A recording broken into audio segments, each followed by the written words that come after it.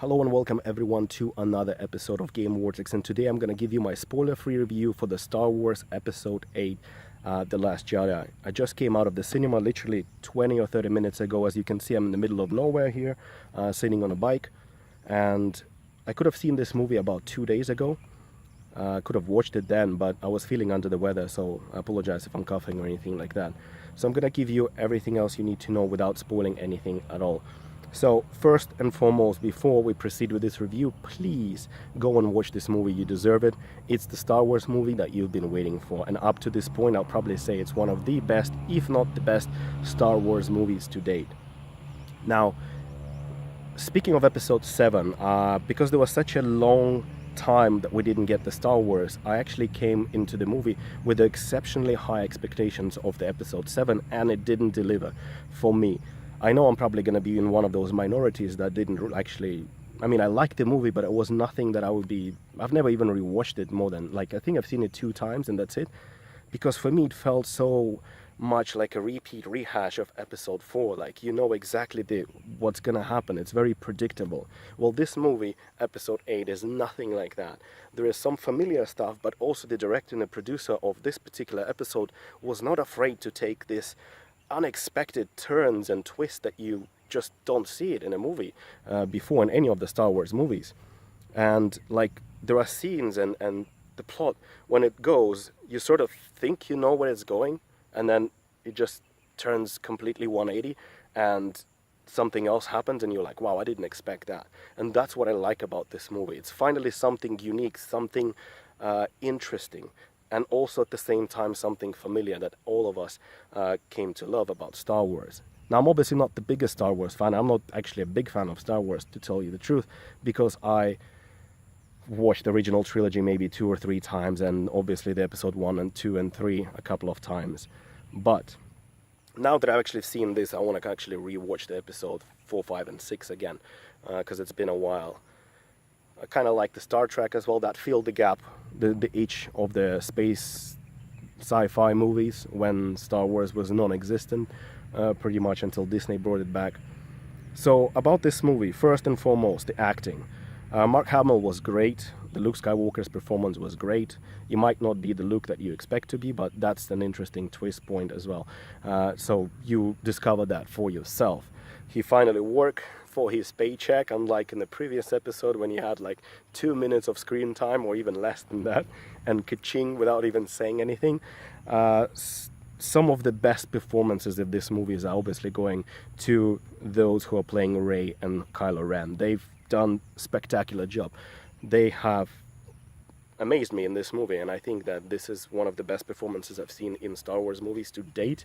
Also, the guy that plays Finn, they finally put him in a place where he was supposed to be, because in episode 7 you kind of didn't know what was his purpose, and is he possessed the Force as well and everything else like that.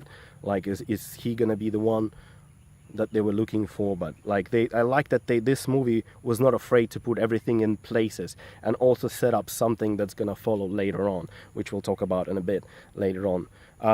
Princess Leia's performance was amazing. I feel very sorry that we're not gonna see her again, or at least maybe not to this extent. Also, the soundtrack is amazing. It's great. The effects are great. I think the movie is very well paced, because it's 2 hours and 30 minutes, and I was afraid maybe that's a bit too long, but usually I judge the movie. If the movie's plot is very poorly paced, then I usually start looking at my watch. It's like, oh, that's been a while. But I didn't do it during this movie, and neither did I did it in Rogue One, which is by far one of my best and most favorite Star Wars movies. So, very well paced. It was kind of carrying on. I think every single character got enough screen time. There's some backstory about some characters, some side story that you can see that there's some new characters being introduced that might have their own movies later on, or they might go to episode 9, and I think they even confirmed already that they're going to do 10, 11, 12. So there's a lot to be explored there. I mean, the universe is huge. They can just keep going for as long as they want, and we know that they're going to do it. We know that because Disney said it themselves. As long as people paying for it, they're just going to keep going with it. Now, Of course, movie is not perfect. There are some issues, but they're so minor because the whole plot, the story, the effects is great. There were a couple of instances where I was like, oh, damn, I expected that. Like, I kind of figured that out. That's one thing. And also, when you come to the end of the like there is a point, 2 or 3 points in the movie where you kind of get to the point and you kind of foresee what's going to happen, but then it doesn't happen the way you actually expected it to, but it opens an interesting possibility. So that's that. Soundtrack is great, as I've mentioned. The effects are great. The space battles are great, though it's not like, I'd say it's not as epic in scale as the Rogue One when it comes to those space battles. But you will see what I'm talking about. It's still very great.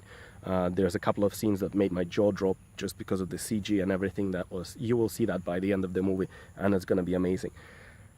What my kind of minor concerns are is that I think that this movie, like, if I had to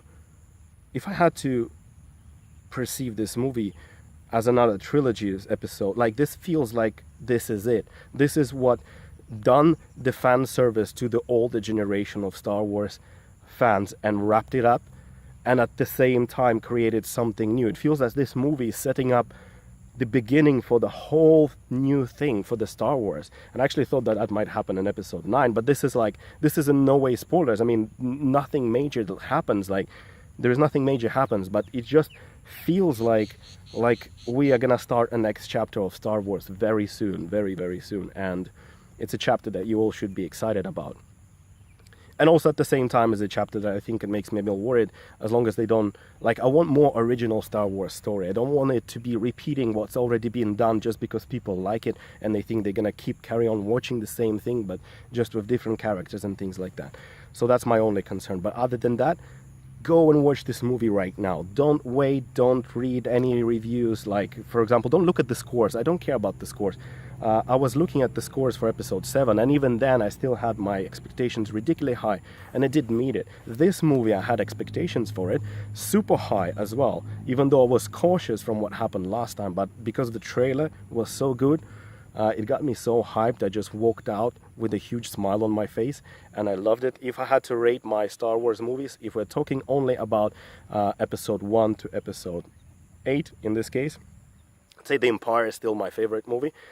Episode 8 is my second favorite movie, okay? And I'm not quite sure about what's the third one. But if we add Star Wars, the Rogue One, into the whole fold here, I'd say Rogue One is probably going to be competing together with Episode 8 for the best Star Wars movie for me, because I absolutely adore that movie and I can't wait to watch it again. I'm probably going to go and see Episode 8 again with one of my friends because I was just watching it alone. So yeah, this is all I have for you. If I have to give my rating to this movie, I'd say that would be a solid 9 out of 10. 9 out of 10 and a flipping seal of approval of whatever magnitude you want to put in there. So don't wait. I know this movie is coming out today in the United States and all other territories. We had it like 3 or 4 days early.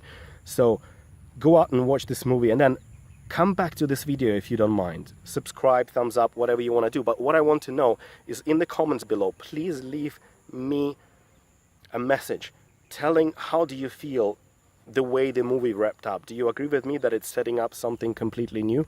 And did you expect it to happen here, and etc, etc. So yeah, that's all I have to tell you for now. So please go enjoy this movie, support this franchise. It was worth the wait, and I'll see you guys and girls, boys, girls, gentlemen, ladies, everyone on the next episode of Game Vortex. And I apologize if I sounded weird because I'm still a little bit under the weather. Thank you very much and have a good day.